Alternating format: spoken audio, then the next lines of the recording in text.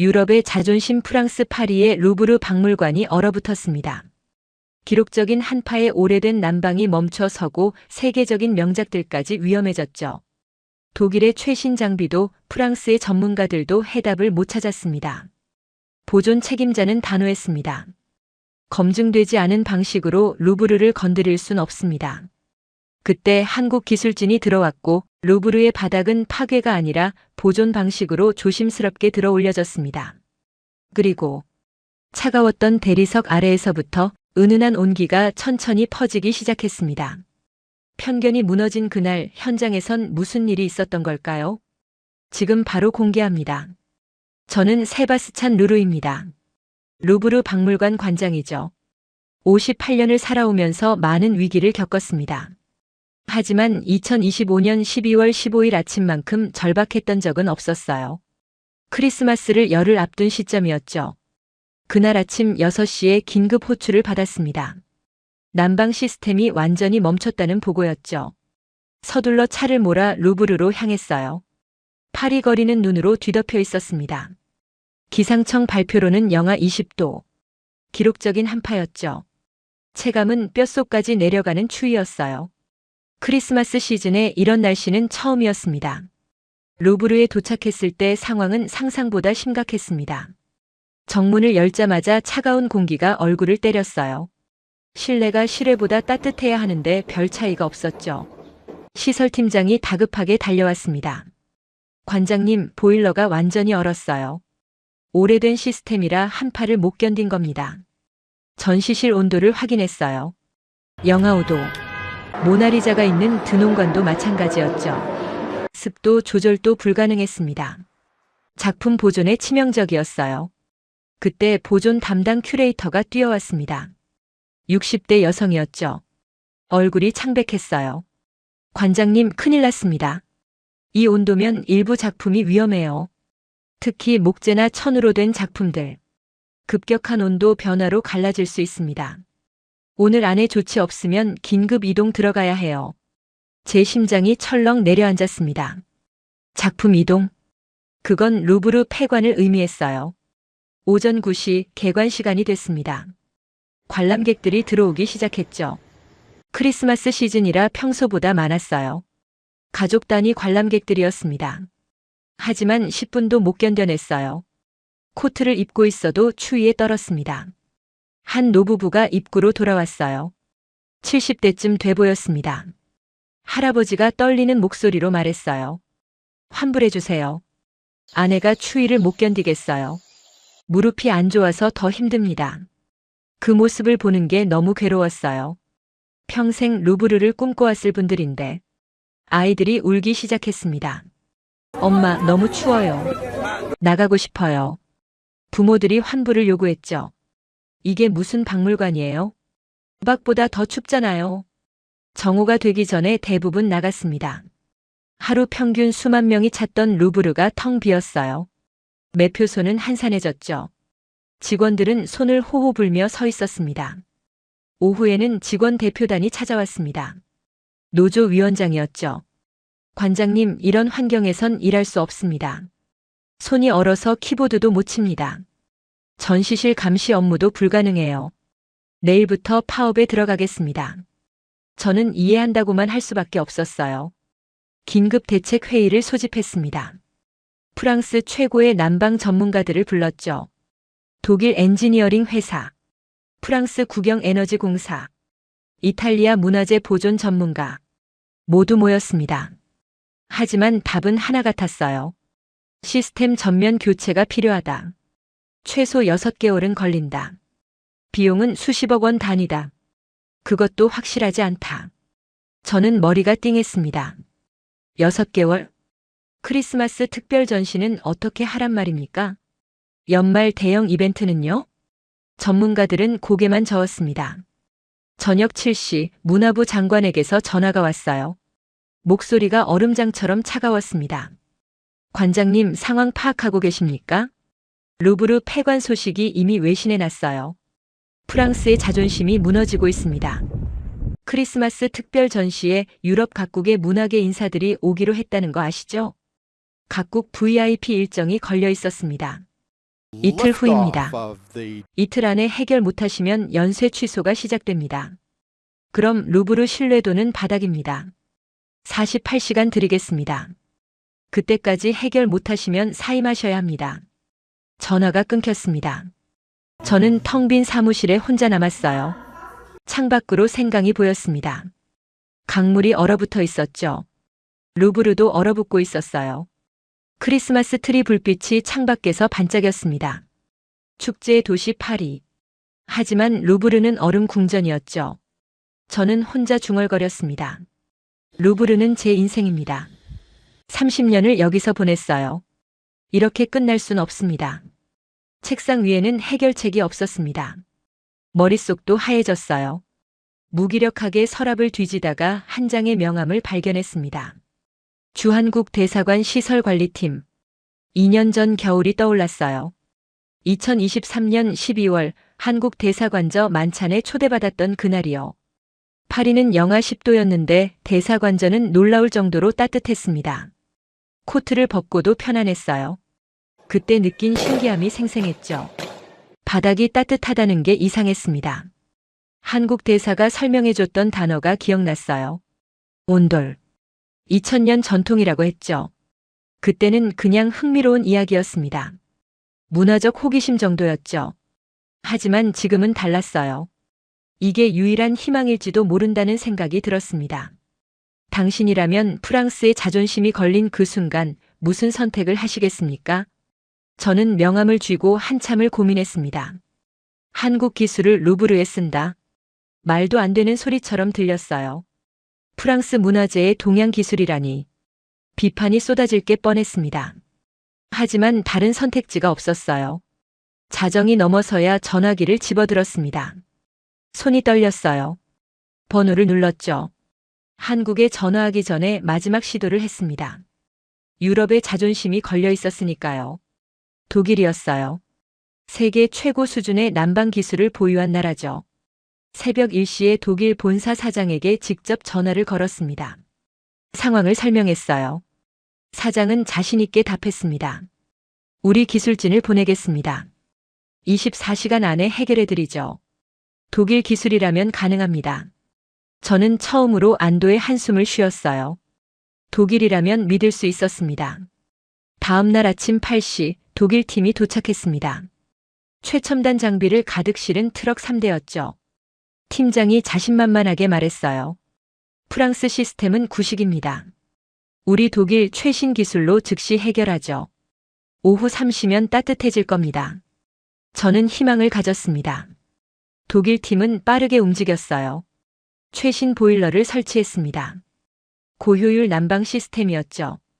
대형 팬이 달린 송풍기, 강력한 히터, 최첨단 온도 조절 장치, 모든 게 새 것이었어요. 오후 3시 시운전이 시작됐습니다. 보일러가 돌아가기 시작했어요. 소리가 크게 울렸습니다.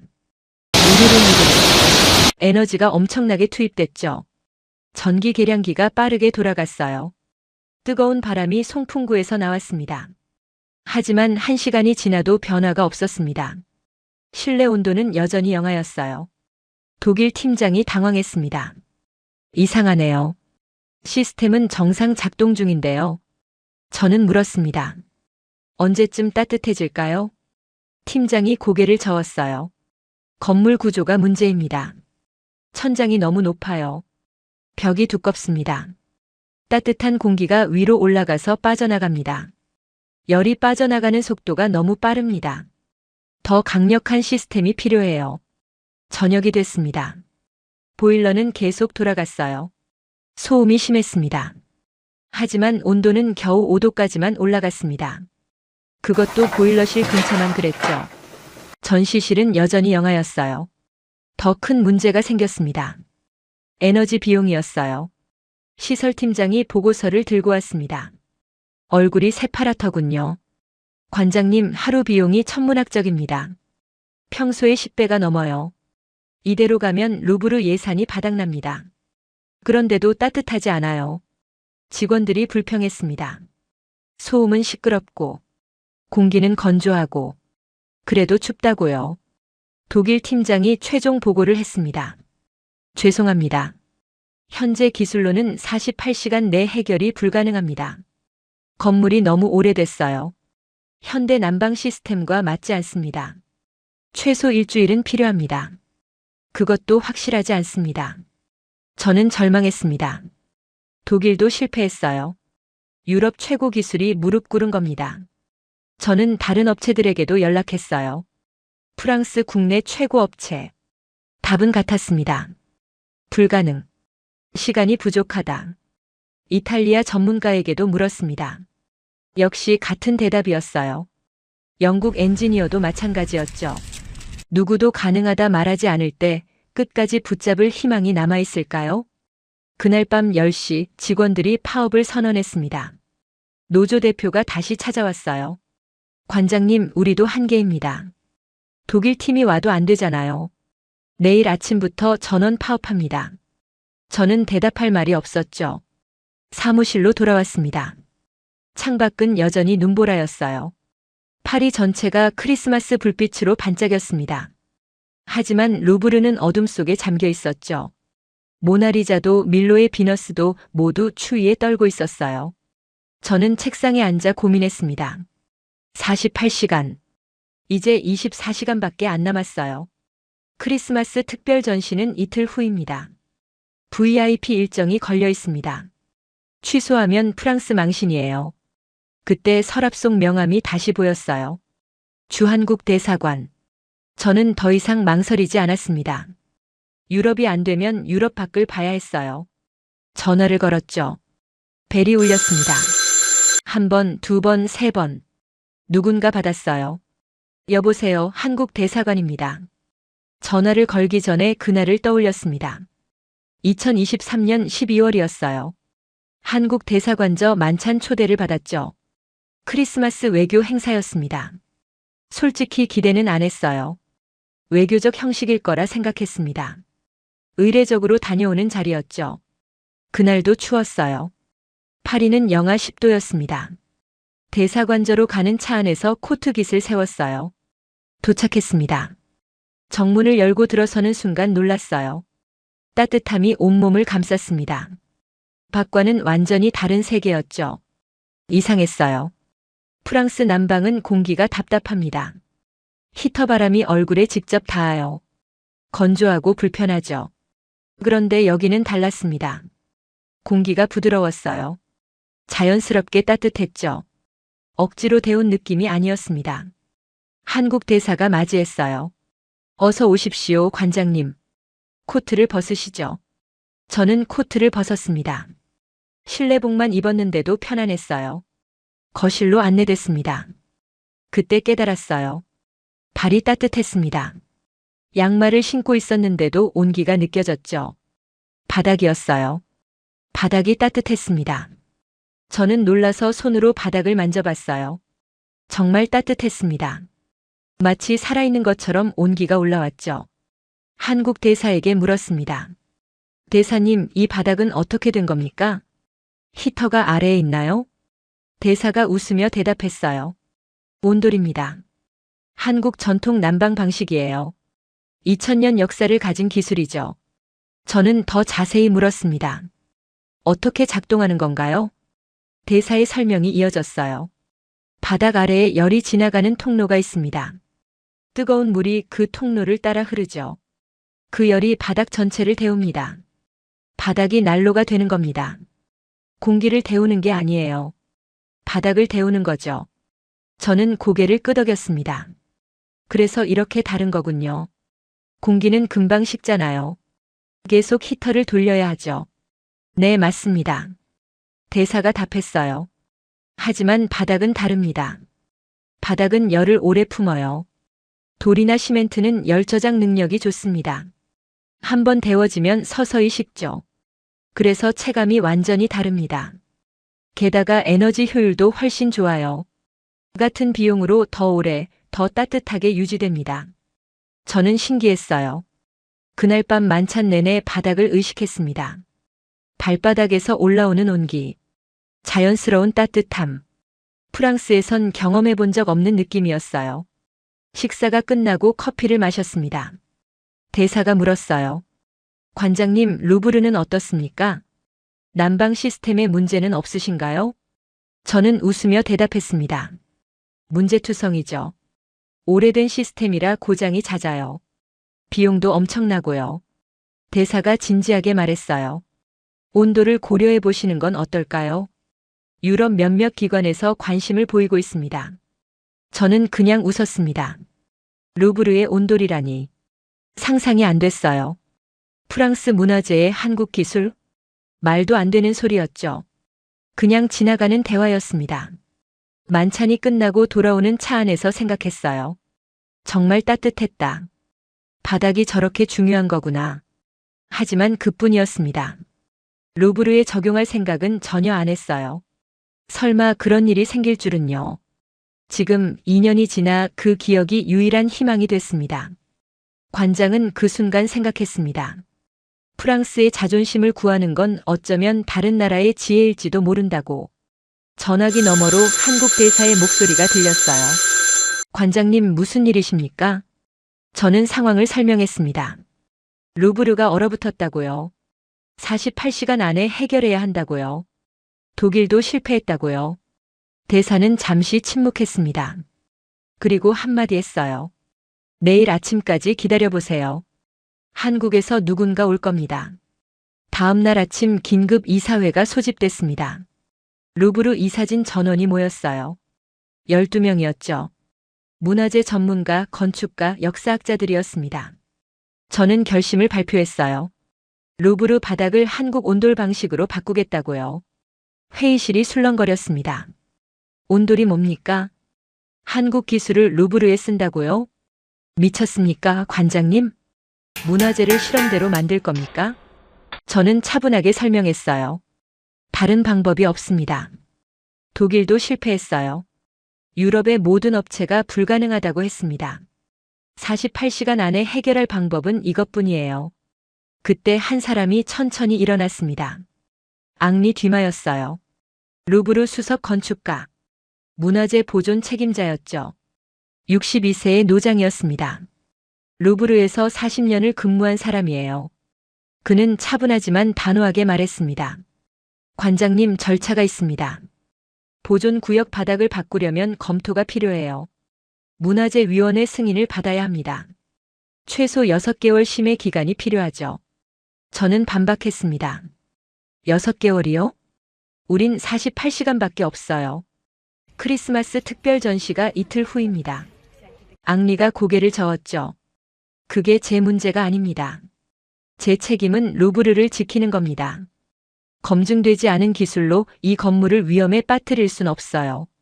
제 책임 하에 허가할 수 없습니다. 저는 설명했습니다. 한국 온돌은 2000년 역사를 가진 기술입니다.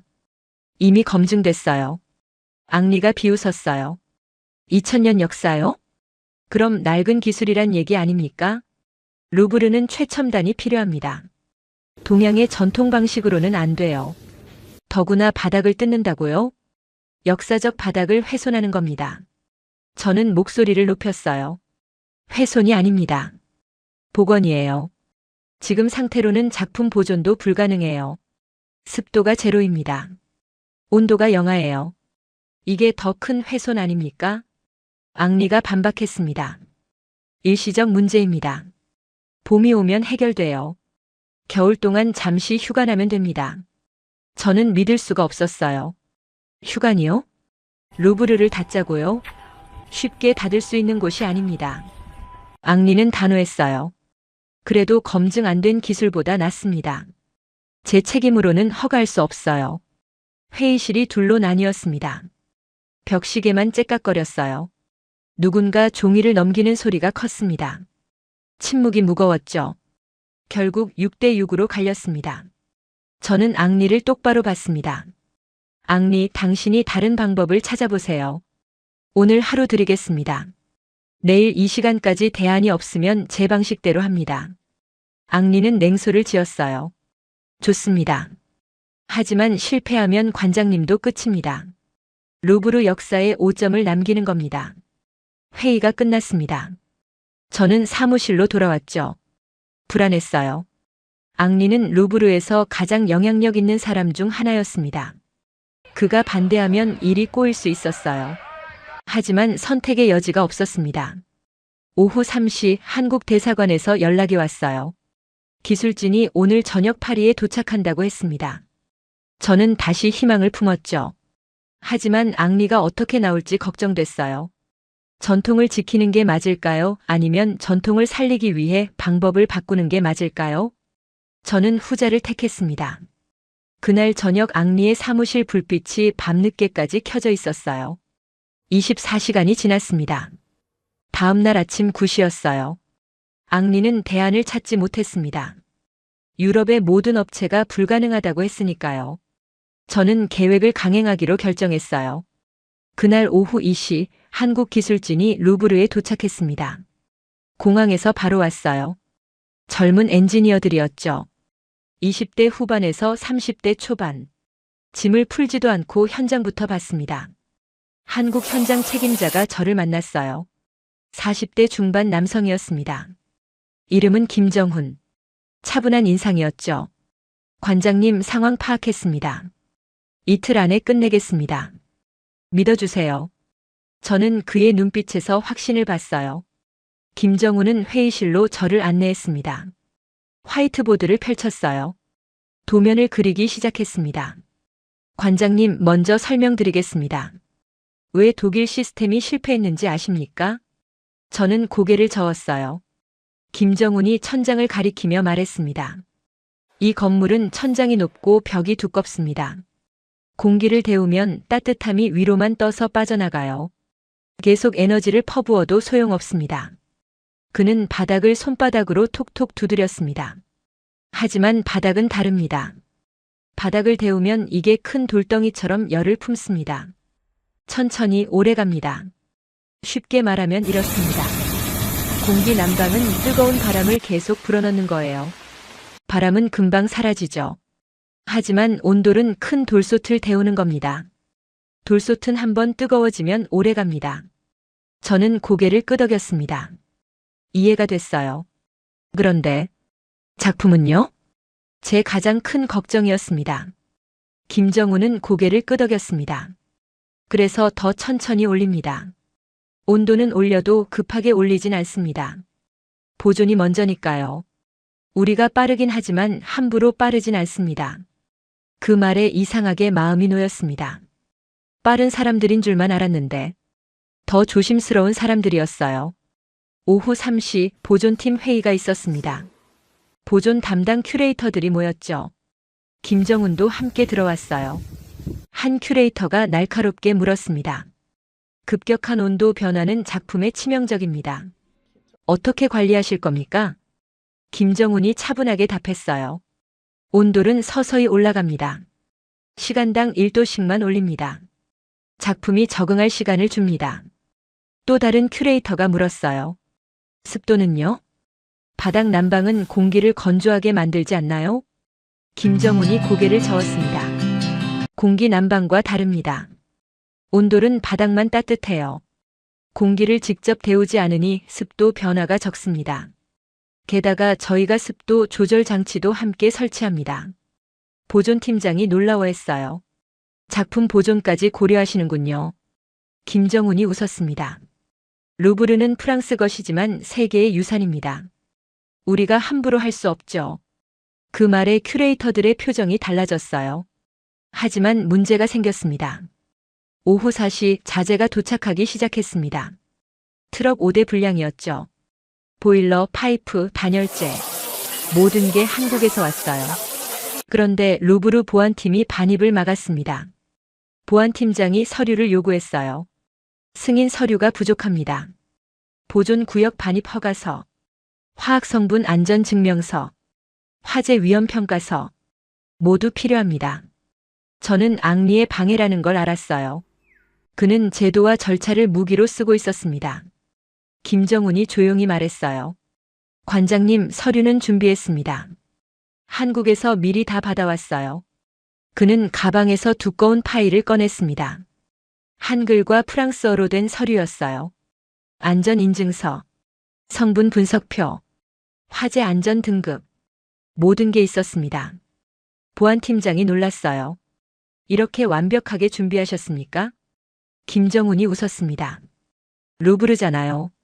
당연히 철저하게 준비했죠. 하지만 앙리가 또 나타났습니다.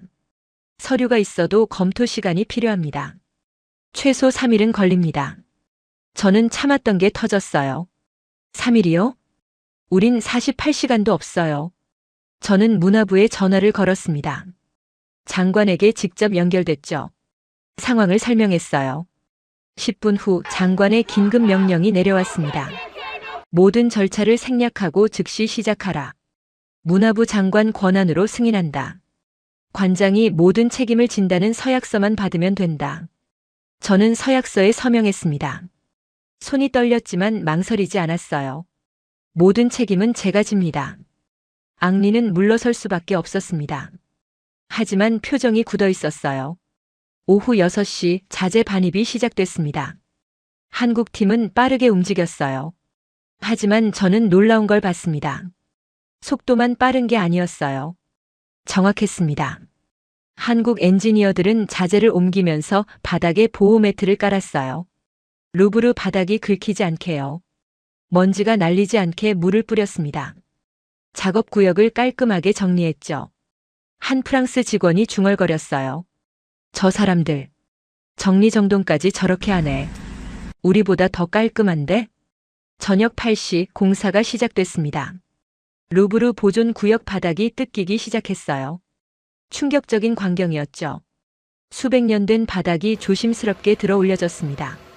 한국팀은 바닥 타일 하나하나에 번호를 매겼어요. 포스트잇으로 위치를 표시했습니다. 나중에 다시 덮을 수 있게요.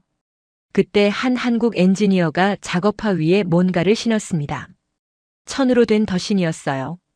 프랑스 직원이 물었습니다. 그게 뭡니까? 한국 엔지니어가 대답했어요. 바닥에 흠집 나면 안 되니까요. 루브르 바닥이잖아요. 그 말이 이상하게 크게 들렸습니다. 남의 유산을 만지는 손이 저렇게 조심스러울 수 있구나. 김정훈이 설명했습니다. 원래 바닥은 보존합니다. 나중에 다시 원래대로 덮을 겁니다. 온돌은 그 아래 깔리는 거예요. 직원들이 숨죽이며 지켜봤습니다. 한 프랑스 보존 전문가가 감탄했어요. 저렇게 세심하게, 우리 문화재를 저렇게 존중하다니. 앙리는 멀리서 팔짱을 끼고 서 있었어요. 실패하길 바라는 표정이었죠. 밤 10시가 됐습니다. 프랑스 직원 대부분은 퇴근했어요. 하지만 한국팀은 계속 작업했습니다. 한 프랑스 직원이 남아 있었어요. 30대 남성 기술자였습니다. 이름은 피에르. 처음엔 냉소적이었던 사람이에요. 외국 기술? 믿을 수 없어. 그가 중얼거렸었죠. 하지만 밤 11시 피에르는 여전히 남아 있었습니다. 한국팀을 지켜보고 있었어요. 자정이 됐습니다. 한국 엔지니어들은 쉬지 않았어요. 하지만 강압적이지 않았습니다. 팀을 나눠서 교대로 작업했어요. 이 시간 일하면 30분 쉬었습니다. 그리고 다시 작업했죠. 피에르가 커피를 들고 다가왔습니다. 한국 엔지니어 한 명에게 건넸어요. 드세요. 한국 엔지니어가 놀라며 받았습니다. 감사합니다. 피에르가 어색하게 웃었어요. 처음엔 의심했습니다. 하지만 당신들 일하는 걸 보니 진짜구나 싶어요. 새벽 1시. 작업이 20% 진행됐습니다. 새벽 3시. 30% 완료. 새벽 5시. 40% 진행. 저는 한국 팀과 함께 밤을 지샜어요. 커피를 계속 마셨습니다. 김정훈이 말했습니다. 관장님 가서 주무세요. 우린 괜찮습니다. 저는 고개를 저었어요. 아니에요. 끝까지 함께 있겠습니다. 새벽 7시 프랑스 직원들이 출근했습니다. 그들은 놀라서 입을 벌렸어요. 밤새 이렇게 많이? 믿을 수 없다는 표정이었죠. 작업이 50% 완료됐어요. 피에르가 동료들에게 말했습니다. 저 사람들 정말 대단해. 밤새 쉬지 않고 일했어. 그런데 실수가 하나도 없어. 둘째 날 아침이었습니다. 12월 16일. 크리스마스 특별 전시가 내일이었어요. 한국 팀은 여전히 작업 중이었습니다. 밤을 거의 샜는데도 지친 기색이 없었어요. 아침 9시. 바닥 설치가 60% 완료됐습니다. 프랑스 기술자들이 지켜봤어요. 믿을 수 없다는 표정이었죠. 한 프랑스 엔지니어가 말했습니다. 저 속도는 어떻게 가능하지? 우리가 한 달 걸릴 일을 하루 만에? 다른 엔지니어가 답했어요. 속도만 빠른 게 아니야. 정확도를 봐. 오차가 전혀 없어. 정오가 됐습니다. 그때 문제가 생겼어요. 보존팀에서 긴급 호출이 왔습니다. 한 큐레이터가 달려왔어요. 관장님, 공사 중에 먼지가 발생하고 있습니다. 작품에 영향을 줄 수 있어요. 저는 당황했습니다. 김정훈에게 달려갔어요. 김정훈은 이미 알고 있었습니다. 벌써 조치했습니다. 그는 전시실 구석을 가리켰어요. 공기청정기 10대가 돌아가고 있었습니다. 먼지 측정기도 설치돼 있었죠. 실시간으로 공기질을 체크하고 있어요. 기준치 이상 올라가면 작업을 멈춥니다. 큐레이터가 놀랐어요. 이것까지 준비하셨습니까? 김정훈이 웃었습니다. 루브르는 박물관 중에 박물관이잖아요. 당연히 준비했죠. 오후 1시.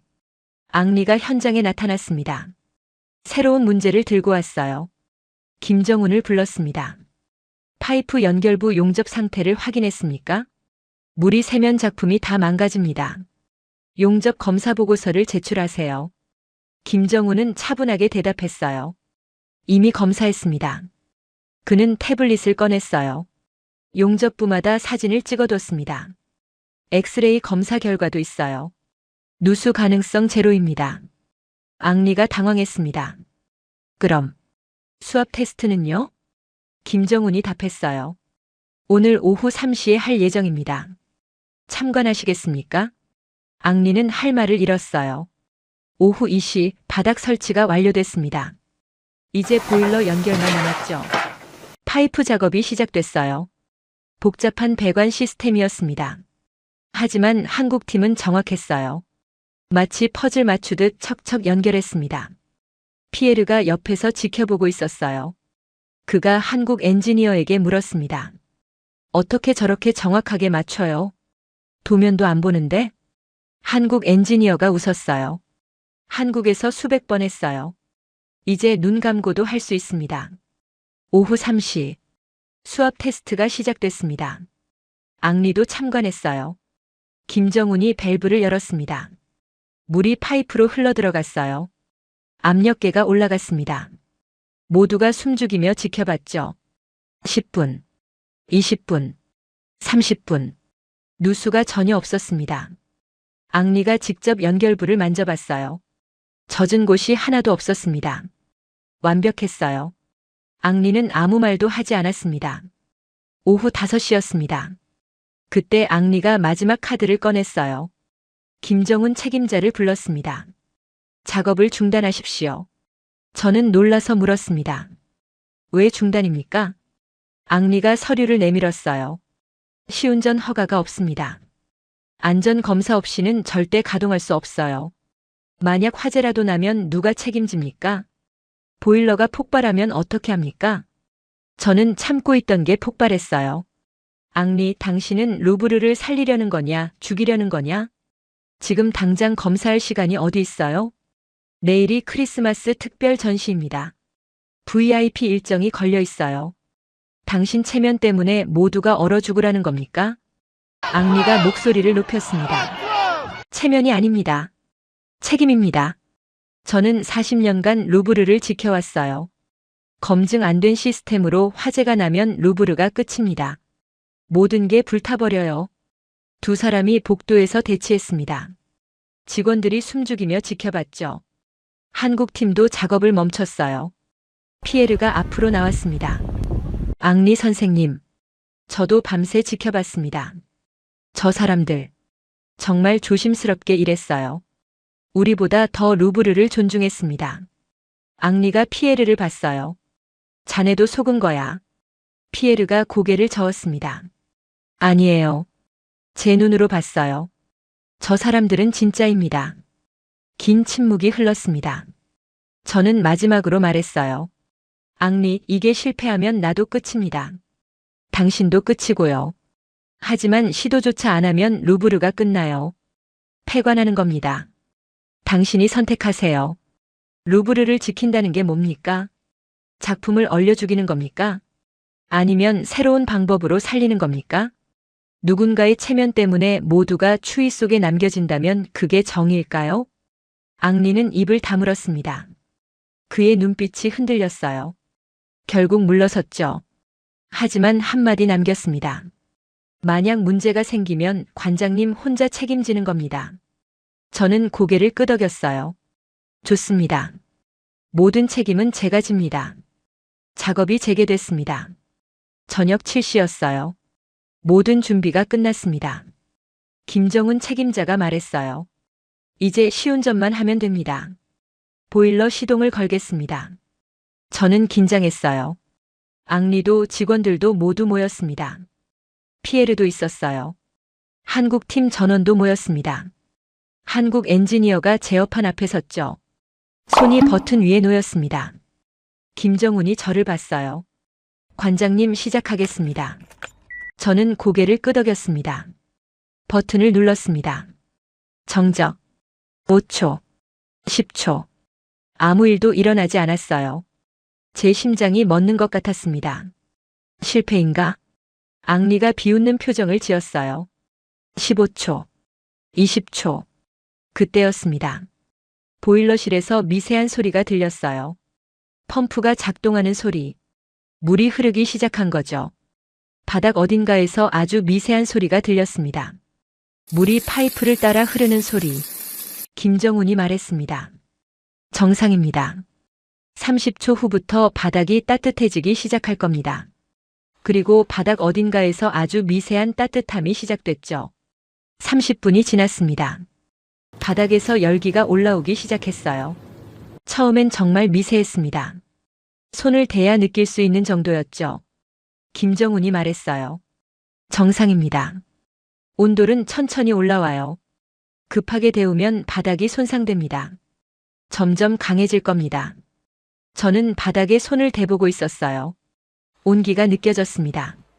정말 따뜻했어요. 45분이 지났습니다. 온기가 확실해졌어요. 발로도 느낄 수 있었습니다. 피에르가 신발을 벗었어요. 양말만 신고 바닥을 밟았습니다. 진짜 따뜻하네요. 이게 정말 되는구나. 1시간이 지났습니다. 전시실 곳곳이 따뜻해지기 시작했어요. 직원들이 놀라워했습니다. 진짜 따뜻해지고 있어요. 믿을 수가 없어요. 1시간 30분. 직원들이 코트를 벗기 시작했습니다. 실내 온도가 올라가고 있었어요. 온도계를 확인했습니다. 10도, 12도, 15도. 계속 올라갔어요. 하지만 급하지 않았습니다. 천천히 자연스럽게 올라갔죠. 보존 담당 큐레이터가 습도계를 봤어요. 습도도 안정적이에요. 급격한 변화가 없어요. 작품 보존에 문제 없습니다. 저는 바닥에 손을 댔습니다. 2년 전 한국 대사관저에서 느낀 그 따뜻함이었어요. 이제 루브르 전체에 퍼지고 있었습니다. 2시간 후 실내는 완전히 달라졌습니다. 온도가 18도까지 올라갔어요. 포근한 온기가 모든 공간을 감쌌죠. 공기는 건조하지 않았습니다. 자연스러운 따뜻함이었어요. 독일 난방처럼 뜨거운 바람이 나오지 않았습니다.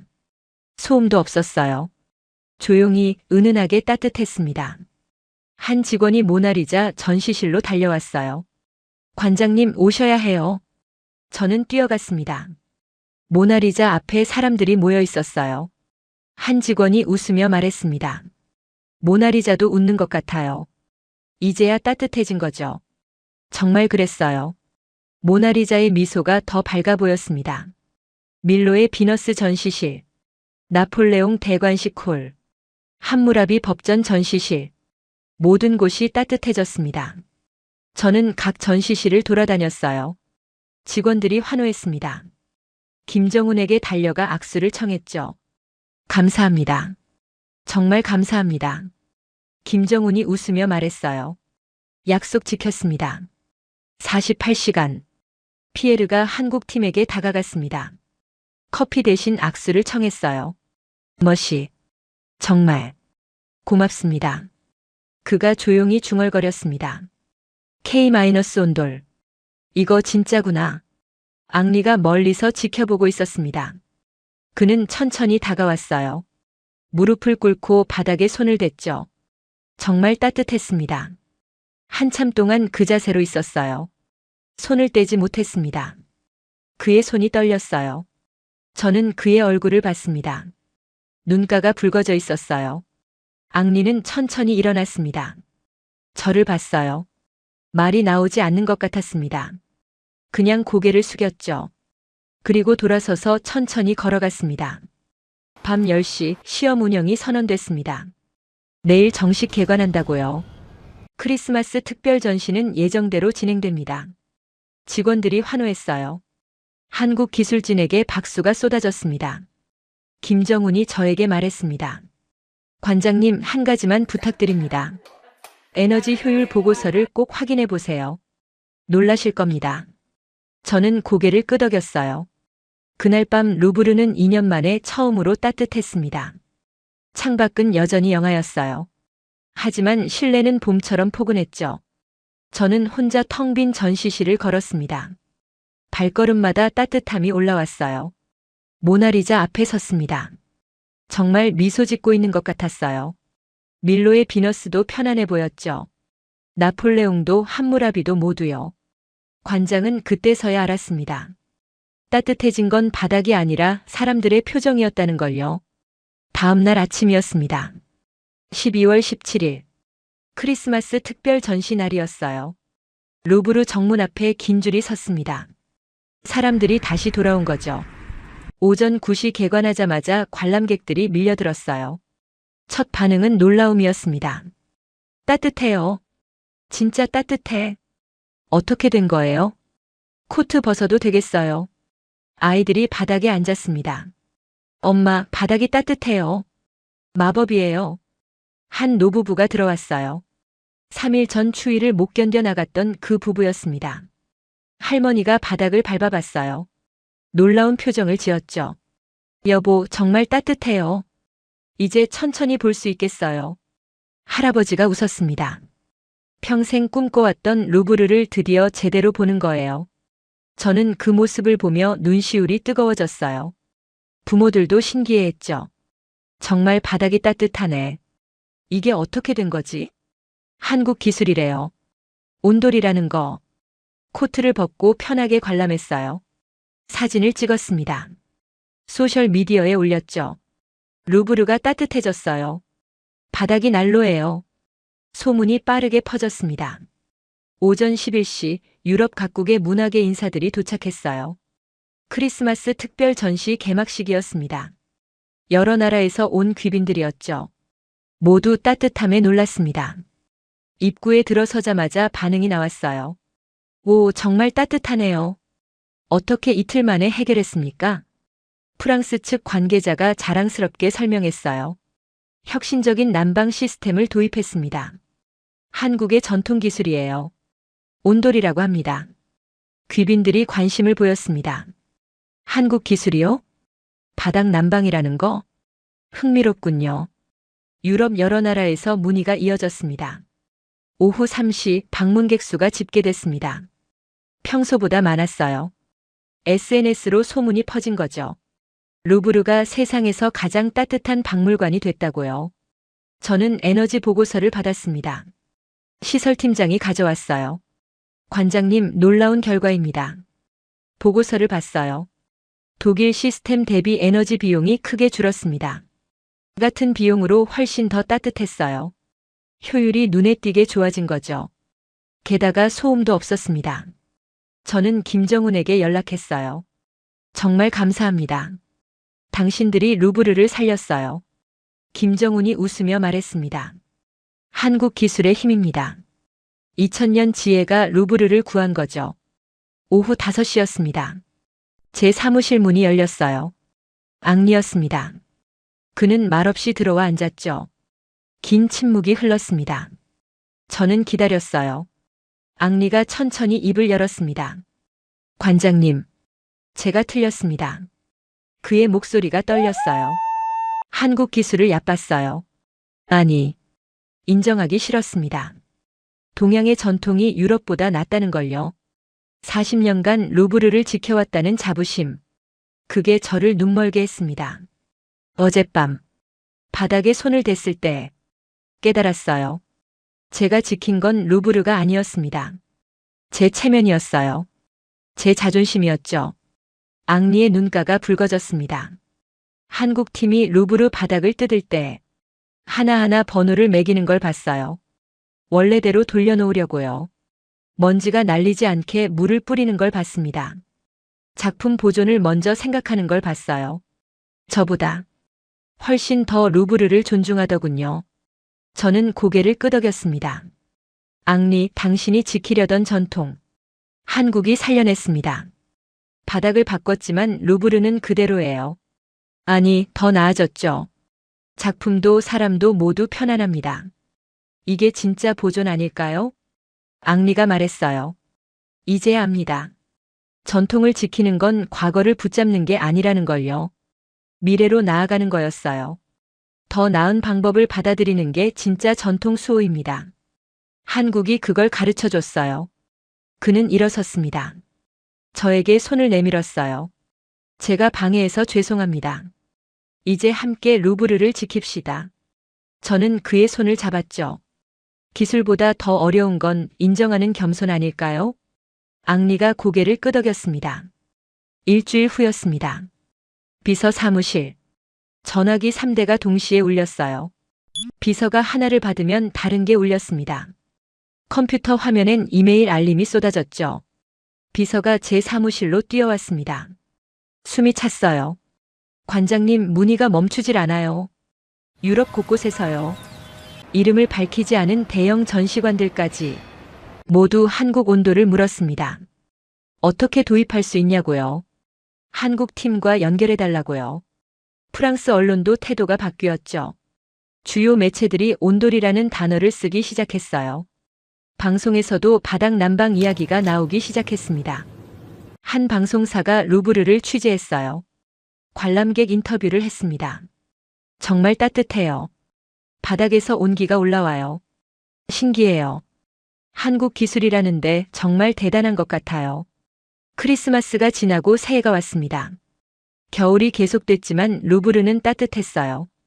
방문객 수는 기록을 갈아치웠습니다. 따뜻한 박물관이라는 소문 때문이었죠. 관람 시간도 늘어났어요. 추위 때문에 서둘러 나가던 사람들이 이제 천천히 작품을 감상했습니다. 한 달 후 저는 한국 대사를 다시 만났습니다. 루브르에서 감사 만찬을 열었어요. 한국 기술진도 모두 초대했죠. 김정훈과 그의 팀원들. 피에르도 왔습니다. 앙리도 참석했어요. 대사가 말했습니다. 관장님 덕분에 한국 기술이 빛을 봤어요. 세계가 주목하고 있습니다. 저는 고개를 저었습니다. 아닙니다. 한국 기술 덕분에 루브르가 살았어요. 유럽이 배웠습니다. 겸손을요. 앙리가 일어나 말했습니다. 저도 한마디 하겠습니다. 처음엔 반대했습니다. 한국 기술을 믿지 않았죠. 하지만 틀렸습니다. 한국 팀은 기술만 가져온 게 아니었어요. 존중을 가져왔습니다. 배려를 가져왔어요. 그게 진짜 전문가더군요. 김정훈이 일어나 답했습니다. 루브르는 프랑스 것이지만 세계의 유산입니다. 우리도 그걸 지킬 책임이 있었어요. 박수가 터졌습니다. 2월이 됐습니다. 파리는 여전히 추웠어요.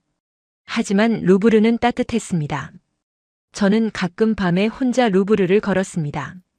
텅 빈 전시실, 따뜻한 바닥, 온기가 발끝에서 올라왔어요.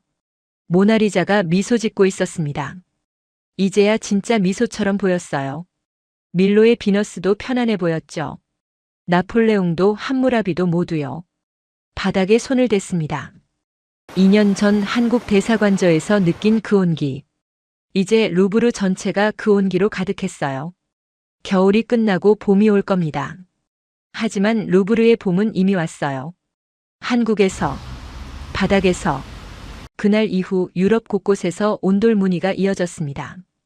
그리고 루브르의 겨울은 한국의 바닥에서 다시 살아났습니다. 이 이야기를 보시고 어떤 생각이 드셨나요? 한국인으로서 자랑스러우셨다면 댓글로 자랑스럽다 한마디만 남겨주세요. 여러분의 따뜻한 댓글 하나하나가 큰 힘이 됩니다.